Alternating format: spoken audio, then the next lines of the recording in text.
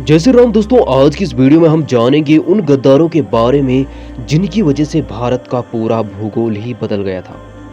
जी हाँ दोस्तों, तो दोस्तों मैं हूँ आपका दोस्त राणा भाई। तो दोस्तों आज की इस कहानी को शुरू करते हैं। नंबर 1, जयचंद। जब जब इतिहास में पृथ्वीराज चौहान को याद किया जाएगा, तब तब जयचंद का नाम भी उनके साथ लिया जाएगा। दोस्तों, जब जयचंद किसी भी देशद्रोही गद्दार के लिए मुहावरे की तरह प्रयोग किया जाता है। दोस्तों, अगर किसी के लिए जयचंद कह दिया तो वह उसे गाली मानता है और लड़ने के लिए तैयार हो जाता है। आखिर कौन था यह जयचंद? दोस्तों, जयचंद वह गद्दार था जिसके कारण भारत ने बहुत बड़ी हानि उठाई थी। पृथ्वीराज चौहान। जयचंद और पृथ्वीराज चौहान के कई बार युद्ध हो चुके थे, जिसमें जयचंद हर बार हारता था। लेकिन उसके बाद पृथ्वीराज चौहान ने जयचंद की पुत्री संयोगिता से विवाह कर दिया और यह बात जयचंद को रास नहीं आई और जयचंद किसी भी हालत में पृथ्वीराज चौहान से बदला लेना चाहता था। अब पृथ्वीराज चौहान जयचंद के दामाद बन चुके थे, लेकिन उसे इतनी भी शर्म नहीं थी कि मैं अपनी बेटी का सुहाग क्यों उजाड़ूं। लेकिन जयचंद कहाँ मानने वाला था।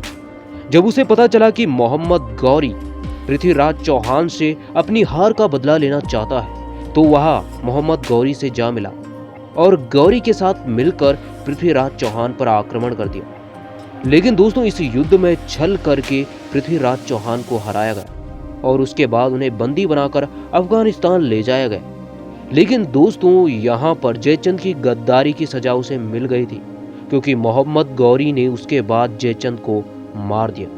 दोस्तों, दूसरा गद्दार है मानसिंह। दोस्तों, मानसिंह को भी कभी भी देश माफ नहीं करेगा। यह वह गद्दार था जिसने अकबर का साथ दिया जब महाराणा प्रताप संपूर्ण भारत को मुगलों से आजाद कराने के लिए जंगल जंगल भटक रहे थे, घास की रोटियां खा रहे थे। उस समय मानसिंह मुगलों का साथ दे रहा था। वह अकबर के साथ मिला हुआ था और वह आमेर का राजा था। जब मानसिंह हल्दी घाटी का युद्ध हो रहा था, तो हल्दी घाटी के युद्ध में मानसिंह ही मुगलों का प्रतिनिधित्व कर रहा था। महाराणा प्रताप और मुगलों के बीच में युद्ध हुआ और इस युद्ध में अंत में महाराणा प्रताप ने ही विजय प्राप्त की थी। दोस्तों, मीर जाफर और मीर कासिम को यह देश चाहकर भी नहीं भुला सकता, जिसके कारण भारत में अंग्रेजों की हुकूमत कायम हुई थी और अंग्रेजों की हुकूमत की शुरुआत हुई थी। मीर जाफर ने अंग्रेजों की मदद की और अपने ही राजा सिराजुद्दौला पर आक्रमण कर दिया और उसके बाद सिराजुद्दौला को हरा दिया गया।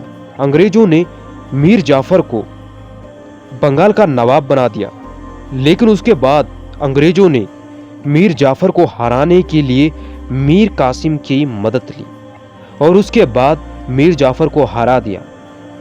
और जब मीर कासिम को यह एहसास हुआ कि उसने अंग्रेजों का साथ देकर गलत किया, तो उन्होंने 1764 में बक्सर के युद्ध में मीर कासिम को भी मार दिया और उसके बाद अंग्रेजों की हुकूमत बंगाल में कायम।